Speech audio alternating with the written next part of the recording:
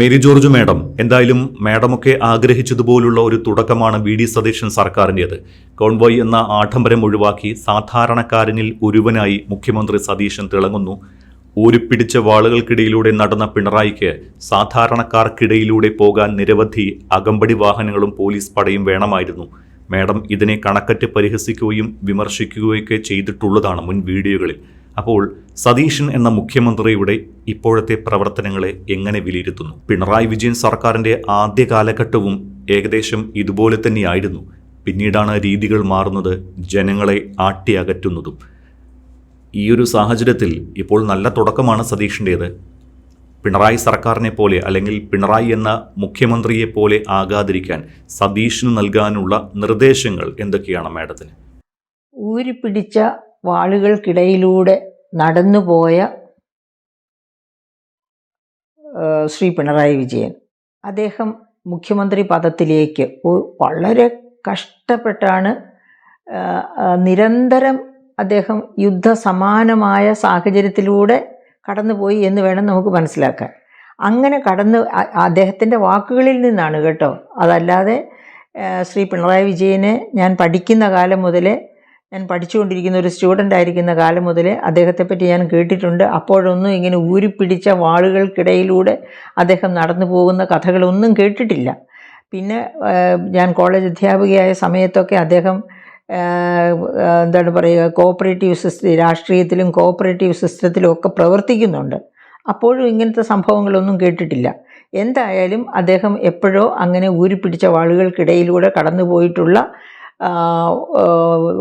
ധൈര്യശാലിയാണ് എന്നാണല്ലോ പറയുന്നത്. അങ്ങനെ ഉള്ള അദ്ദേഹം എങ്ങനെയാണ് മുഖ്യമന്ത്രി പദത്തിലെത്തിയതിന് ശേഷം, അതോ അദ്ദേഹത്തിൻ്റെ മുഖ്യമന്ത്രിയായി ആദ്യത്തെ പ്രാവശ്യം സത്യപ്രതിജ്ഞ ചെയ്ത് ആ പദവി ഏറ്റെടുത്ത സമയത്ത് അദ്ദേഹം നടത്തിയ ആദ്യത്തെ പ്രസംഗം, ആ പ്രസംഗത്തിൽ അദ്ദേഹം പറഞ്ഞിരുന്നു, കാര്യക്ഷമതയ്ക്ക് മാർക്കിടും, ഓരോ ഫയലിലും ഓരോ ജീവനുണ്ട് എന്ന് മനസ്സിലാക്കിക്കൊണ്ട് ആ ഫയലുകൾക്ക് എത്രയും പെട്ടെന്ന് പരിഹാരം കാണാൻ ഉള്ള നടപടികൾ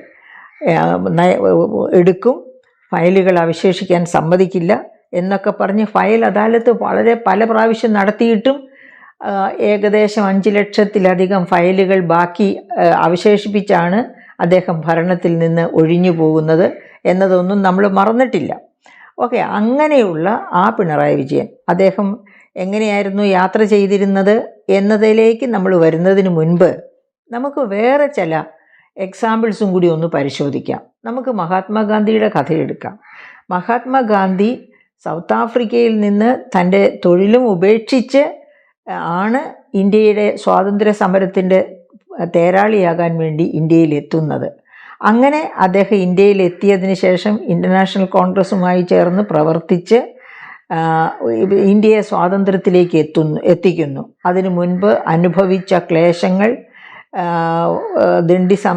ദണ്ഡി സത്യാഗ്രഹം പോലുള്ളതൊക്കെ നമുക്കറിയാം. എത്രയോ പ്രാവശ്യം ജയിലിൽ അടയ്ക്കപ്പെട്ടതും ഒക്കെ നമുക്കറിയാം. അനുഭവിക്കേണ്ടി വന്ന പീഡനങ്ങളും ഒക്കെ നമ്മുടെ മുമ്പിലുണ്ട്. പക്ഷേ അദ്ദേഹം ഒരു പ്രാവശ്യം പോലും സ്വാതന്ത്ര്യം കിട്ടിയതിന് ശേഷം എനിക്ക് പ്രധാനമന്ത്രി കുപ്പായം ഇടണമെന്നോ പ്രസിഡന്റ് കുപ്പായം ഇടണമെന്നോ പറഞ്ഞതേയില്ല. സ്വാതന്ത്ര്യം ഡിക്ലയർ ചെയ്യുന്ന രാത്രി അദ്ദേഹം എവിടെയായിരുന്നു? അതായത് ബഹുമാനപ്പെട്ട ആദ്യത്തെ പ്രധാനമന്ത്രി, അതായത് ജവഹർലാൽ നെഹ്റു, അദ്ദേഹവും തീർച്ചയായും വലിയ തോതിൽ അർപ്പണബോധത്തോടു കൂടി തന്നെയാണ് സ്വാതന്ത്ര്യ സമരത്തിൽ പങ്കെടുത്തത്. ഇൻ്റർനാഷണൽ കോൺഗ്രസിൻ്റെ മുൻനിര നേതാക്കളിൽ ഒന്നായി തന്നെ എല്ലാ കാലത്തും നിലകൊണ്ടയാളാണ് അദ്ദേഹം. സ്വാതന്ത്ര്യം 1947 ഓഗസ്റ്റ് 14 രാത്രി 12 മണിക്ക് ഇരിപ്പിൽ നിന്നല്ല അദ്ദേഹം ഓൾ ഇന്ത്യ റേഡിയോയിലൂടെ സ്വാതന്ത്ര്യം ഡിക്ലയർ ചെയ്യുന്നത്. ഫ്രീഡം അറ്റ് മിഡ് നൈറ്റ് എന്ന പുസ്തകത്തിൽ അത് വളരെ ക്ലിയറായിട്ട് പറയുന്നുണ്ട്.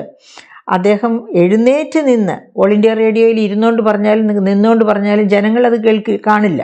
പക്ഷേ അദ്ദേഹം ആദരവോടുകൂടി എഴുന്നേറ്റ് നിന്നാണ് സ്വാതന്ത്ര്യം ഡിക്ലയർ ചെയ്യുന്നത്.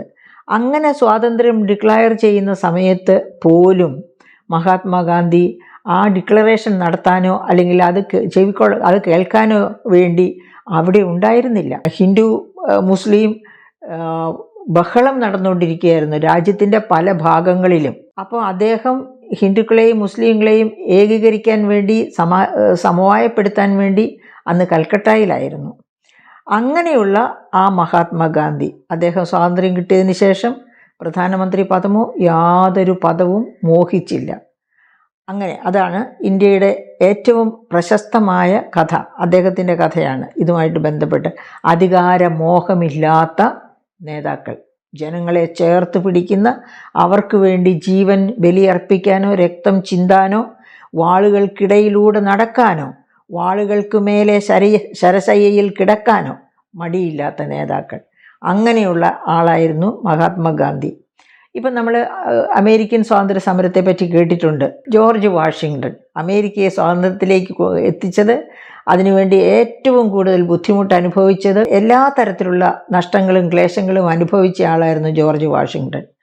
1776 അമേരിക്ക സ്വതന്ത്രമായപ്പോൾ എല്ലാവരും പറഞ്ഞു അദ്ദേഹത്തോട് പ്രസിഡന്റ് സ്ഥാനാർത്ഥിയായി മത്സരിച്ച് പ്രസിഡന്റ് ആകണമെന്ന്. പക്ഷെ അദ്ദേഹം ഒരു കാരണവശാലും പറ്റില്ല എന്ന് പറഞ്ഞ് മാറി നിന്നു. പക്ഷേ അവസാനം ജനങ്ങളുടെ അതിശക്തമായ സമ്മർദ്ദത്തെ തുടർന്ന് അദ്ദേഹം പ്രസിഡന്റ് പദവിയിലേക്ക് വരുന്നു. ഇലക്ഷനിൽ നിന്ന് മത്സരിച്ച് പ്രസിഡന്റ് പദവിയിലെത്തുന്നു. രണ്ടാം തവണയും അദ്ദേഹം തന്നെ മത്സരിച്ച് പദവിയിലെത്തണമെന്ന് പറഞ്ഞ് ജനം വാരിപ്പുണർന്നു. പക്ഷേ അദ്ദേഹം ഒരു കാരണവശാലും സമ്മതിക്കില്ല എന്ന് പറഞ്ഞ് വിട്ടുനിന്നു. പക്ഷേ നമ്മുടെ ഇന്ത്യയിലെ കാര്യം ഒന്ന് നോക്കണം. എത്ര പ്രാവശ്യം മുഖ്യമന്ത്രി ആയാലും, എത്ര പ്രാവശ്യം MLA ആയാലും വീണ്ടും വീണ്ടും എനിക്ക് എന്ന രീതിയിൽ വാദിക്കുന്ന നേതാക്കന്മാരെ അല്ലേ നമുക്ക് കേരളത്തിൽ അല്ലെങ്കിൽ ഇന്ത്യയിൽ എവിടെയും കാണാനൊക്കൂ. അതുകൊണ്ടാണല്ലോ പതുക്കെ ഇങ്ങനെ കൈ കാണിച്ച് വിളിക്കുമ്പോഴേ തന്നെ പാർട്ടി മാറുന്നതും ഒക്കെ യാതൊരു ലജ്ജയും ഇല്ലാതെ. അത് ജനങ്ങളെ സേവിക്കാനല്ല, അധികാരസ്ഥാനങ്ങളിൽ എത്തിച്ചേരാൻ, അങ്ങനെ കൈയിട്ട് വാരാൻ, അതിനുവേണ്ടിയാണ് ഇവിടെയുള്ള ഈ ഇന്ത്യയിലെ നേതാക്കന്മാർ ശ്രമിച്ചുകൊണ്ടിരിക്കുന്നത്. അപ്പോഴാണ് നമ്മൾ ഏബ്രഹാം ലിങ്കൻ്റെ കഥ ഓർക്കുന്നത്. ഏബ്രഹാം ലിങ്കൺ 1862 തന്നെ കറുത്ത വർഗക്കാർക്ക്, നീഗ്രോകൾക്ക് ആ സ്വാതന്ത്ര്യത്തിനുള്ള നിയമം പാസ്സാക്കി 1862. അതിൻ്റെ പ്രതിഫലമായിരുന്നു അദ്ദേഹം ഏറ്റുവാങ്ങേണ്ടി വന്ന മരണം. എന്നിട്ട് 100 വർഷം കഴിഞ്ഞ് 1962-63 കാലഘട്ടത്തിൽ ജോൺ എഫ് കെന്നഡി ഭരണത്തിൽ വരുന്നത് വരെയും അതിനിടയ്ക്ക് വന്ന ഒറ്റ പ്രസിഡന്റുമാരും ഈ സ്വാതന്ത്ര്യം ഇംപ്ലിമെൻ്റ് ചെയ്തില്ല. നിഗ്രോകളുടെ സ്വാതന്ത്ര്യം അത് ഇംപ്ലിമെൻ്റ് ചെയ്യാൻ അതുപോലെ ഒരു ധീരനായ നേതാവ് വരേണ്ടി വന്നു, ജോൺ എഫ് കെന്നഡി. 1962-63 കാലഘട്ടത്തിൽ ആണ് അദ്ദേഹം ഭരണത്തിൽ വരുന്നത്. ആ സമയത്താണ് അത് ഇംപ്ലിമെൻ്റ് ചെയ്യാൻ തുടങ്ങിയത്. അതിൻ്റെ ആഫ്റ്റർ ഇഫക്റ്റും എന്തായിരുന്നു, അദ്ദേഹത്തിൻ്റെ മരണത്തിലേക്കാണ് കലാശിച്ചത്. അങ്ങനെ അവരൊക്കെ ഊരിപ്പിടിച്ച വാളുകൾക്കിടയിലൂടെ, വെടിയുണ്ടകൾക്കിടയിലൂടെ കടന്നു പോയവർ എന്നൊക്കെ പറഞ്ഞാൽ നമുക്ക് മനസ്സിലാക്കാം. അപ്പോൾ അങ്ങനെയുള്ള നേതാക്കന്മാരും ഉണ്ടായിരുന്നു. നമ്മൾ അതേ സമയത്ത് ഇന്ത്യയിലേക്ക് വന്നാലോ, ഉദാഹരണത്തിന് നമ്മൾ ദേവഗൗഡയുടെ കാര്യം എടുക്കുക. അദ്ദേഹം വളരെ കുറച്ചു കാലം മാത്രമാണ് പ്രധാനമന്ത്രിയായിരുന്നത്. പക്ഷേ പ്രധാനമന്ത്രിയായി കുറച്ചു കാലമെങ്കിലും ഇരുന്നു എന്നുള്ളതിൻ്റെ ആ ധാർഷ്ട്യം, ആ അഹങ്കാരം എല്ലാ കാലത്തും വച്ചു പുലർത്തിയവനാണ് അദ്ദേഹം കർണാടകത്തിൽ ചെയ്ത കഥകൾ നമ്മൾ കേട്ടിട്ടുണ്ട്. അതായത് കാറ് ഒരു കാരണവശാലും റെയിൽവേ സ്റ്റേഷൻ്റെ പ്ലാറ്റ്ഫോമിലേക്ക് കാറ് ഓടിച്ച് കയറ്റാൻ പാടില്ല. പക്ഷേ അദ്ദേഹം അത് വകവയ്ക്കാതെ ട്രെയിനിൽ കയറാൻ വേണ്ടി ട്രെയിനിൻ്റെ അദ്ദേഹത്തിന് കയറേണ്ട പ്ലാറ്റ്ഫോമിലേക്ക് കാർ ഓടിച്ച് കയറ്റിയ അഹങ്കാരിയായിരുന്നു ദേവഗൗഡ. വളരെ ചുരുങ്ങിയ കാലം മാത്രം പ്രധാനമന്ത്രിയായിരുന്ന ആളാണെന്നും കൂടി ഓർക്കണം. അങ്ങനെയുള്ള ധിക്കാരികളുടെ നാടാണ് ഇന്ത്യ. അങ്ങനെയുള്ള ധിക്കാരികളുടെ നാട്ടിലാണ് നമ്മൾ ബഹുമാനപ്പെട്ട VD സതീശനെയും മുഖ്യമന്ത്രിയെയും അതുപോലെ തന്നെ പിണറായി വിജയനെയും കാണേണ്ടത്. പിണറായി വിജയൻ ആയി കഴിഞ്ഞതിന് ശേഷം എത്ര അകമ്പടി വാഹനങ്ങളായിരുന്നു ഉണ്ടായിരുന്നത്. അദ്ദേഹത്തിന് അത്യാവശ്യ ഘട്ടങ്ങളിൽ യാത്ര ചെയ്യാൻ വേണ്ടി ഒരു ഹെലികോപ്റ്റർ വാങ്ങിച്ചത് വരെയും നമുക്കറിയാം. അതും ഈ ധനപ്രതിസന്ധി ഇത്തരത്തിലായിരിക്കുന്ന കേരളത്തിലാണ് എന്ന് ഓർക്കണം. അപ്പോൾ അങ്ങനെയുള്ള ഒരു മുഖ്യമന്ത്രി, അദ്ദേഹം നമ്മൾ കേട്ടിട്ടുണ്ട്, ഇന്നസെൻ്റ് മരിച്ച സമയത്ത് ഇന്നസെൻറ്റിനെ കാണാൻ വേണ്ടി അദ്ദേഹം സന്ദർശനം നടത്തിയത് അപ്പോഴുണ്ടായിരുന്ന അകമ്പടി വാഹനങ്ങളുടെ ബാഹുല്യം, അദ്ദേഹത്തിന് പ്രൊട്ടക്ഷൻ കൊടുക്കാൻ ചെന്ന പോലീസുകാരുടെ എണ്ണത്തിലെ ബാഹുല്യം, ഇതൊക്കെ നമ്മൾ കേട്ടിട്ടുണ്ട്. ജനങ്ങളുടെ നേതാക്കന്മാർ എന്തിനാണ് ജനങ്ങളെ ഇങ്ങനെ ഭയക്കുന്നത് എന്നോർക്കുമ്പോൾ നമുക്ക് പോലും നാണം തോന്നുകയാണ്. ജനങ്ങളെ സ്നേഹിക്കുന്നവർ, ജനങ്ങൾക്ക് വേണ്ടി ജീവിക്കുന്നവർ, അവരെ ജനങ്ങൾ കൊല്ലുകയില്ല. ഒരു കാരണവശാലും അവരെ ജനങ്ങൾ ആക്രമിക്കുകയില്ല. അവരെ എവിടെ നിന്ന് ആക്രമണം ഉണ്ടായാലും ആ ആക്രമണത്തിൽ നിന്ന് രക്ഷപ്പെടുത്താനേ ജനങ്ങൾ ശ്രമിക്കൂ. അപ്പോൾ ഇത്തരക്കാരുടെ ഉള്ളിൽ ജനങ്ങളില്ല, ജനങ്ങളെ സേവിക്കണമെന്നില്ല, ജനങ്ങളോട് സ്നേഹമില്ല. അതുകൊണ്ടാണ് ഇവർ ജനങ്ങളെ ഭയക്കുന്നത്. അതായത് എന്തൊക്കെ കൈയിട്ട് വാരാമോ അതൊക്കെ കൈയിട്ട് വാരി സ്വന്തം കുടുംബത്തെ റിച്ചാക്കണം. ഇവിടെയും അതായത് എവിടെയൊക്കെ സമ്പാദിച്ചു കൂട്ടാമോ അവിടെയൊക്കെ സമ്പാദിച്ചു കൂട്ടണം. ഇഡിയും ആരും കണ്ടെത്തില്ലാത്ത മേഖലകളിലൊക്കെ സമ്പാദിച്ചു കൂട്ടണം എന്നാഗ്രഹിക്കുന്ന തരത്തിലുള്ള നേതാക്കന്മാർ. അവർ നികുതി പണം ഉപയോഗിക്കുന്നത് സ്വന്തം കുടുംബത്തിൻ്റെ അല്ലെങ്കിൽ സ്വന്തം സുരക്ഷയുടെ ആവശ്യങ്ങൾക്ക് വേണ്ടി മാത്രമാണ്. അതല്ലാതെ ജനങ്ങളുടെ നന്മയ്ക്ക് വേണ്ടിയോ ജനങ്ങളുടെ ക്ഷേമത്തിന് വേണ്ടിയോ അല്ല, രാജ്യത്തിൻ്റെ പുരോഗതിക്ക് വേണ്ടിയുമല്ല. അങ്ങനെയുള്ള സാഹചര്യത്തിലാണ് അവർ ജനങ്ങളെ ഭയക്കുന്നത്. കാരണം കയ്യിലിരിപ്പ് നല്ലതല്ല, ജനദ്രോഹപരമാണ് എല്ലാം.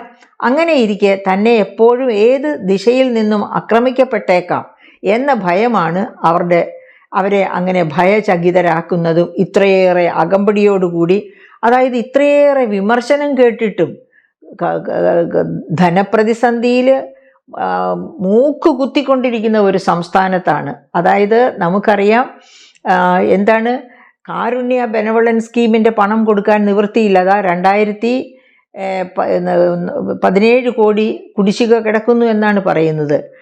മെഡിക്കൽ കോർപ്പറേഷൻ്റെ പണം കൊടുക്കാൻ നിവൃത്തിയില്ല.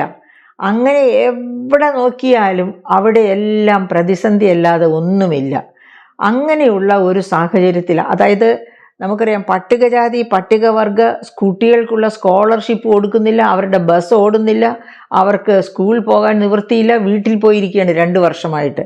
അങ്ങനെയുള്ള ഒരു സംസ്ഥാനത്താണ് ഇത്രയധികം അകമ്പടി വാഹനങ്ങളോടുകൂടി ഒരു മുഖ്യമന്ത്രി പോകുന്നത്. അപ്പോഴാണ് ഒരു പുതിയ മുഖ്യമന്ത്രി വന്നിരിക്കുന്നു, മഹാത്മാഗാന്ധിയെ ഉയർത്തിപ്പിടിക്കാൻ പറ്റുന്ന തരത്തിൽ, അതുപോലെ തന്നെ ഏറ്റവും വിനയാന്വിതനായി ഓരോരുത്തരെയും ചേർത്ത് നമ്മൾ കണ്ടു. മുഖ്യമന്ത്രിയായി സ്ഥാനമേറ്റെടുത്ത അതേ സദസ്സിൽ തന്നെ ഒരു വൃദ്ധയായ സ്ത്രീയെ, എനിക്ക് തോന്നുന്നു ഒരു വിഡോ കൂടിയാണെന്ന്, അങ്ങനെയുള്ള ഒരു സ്ത്രീയെ ചേർത്ത് പിടിക്കുന്നു. അതുപോലെ എത്രയെത്ര കഥകളാണ് നാം കേൾക്കുന്നത്.